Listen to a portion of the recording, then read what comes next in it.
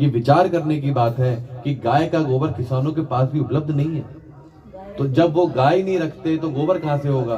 पहले एक गाय एक अकेले खेत को जोतने की क्षमता रखती थी, पूरे साल भर का गोबर इकट्ठा होता था और खेती बड़ी आराम से होती थी। अब गोबर नहीं मिलता है तो खेती को जल्दी बड़ा करने के लिए वो यूरिया को काम में लेते हैं, और वो जो यूरिया है वो आज कैंसर बन के हमारे शरीर में आके घुस गया है। तो वही सब चीजें हैं भैया कि सब कुछ एक दूसरे से जुड़ा हुआ है। आप प्रकृति को कुछ अच्छा नहीं दोगे तो ये प्रकृति भी आपको कुछ अच्छा देने वाली नहीं है।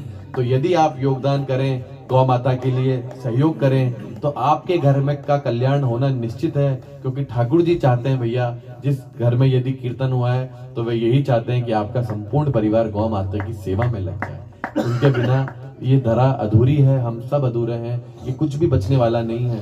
क्योंकि जब एक गाय कटती है तो 33 कोटि देवी देवताओं का वध होता है उस समय, तो उनकी उस देवी शक्ति का नाश हो जाता है।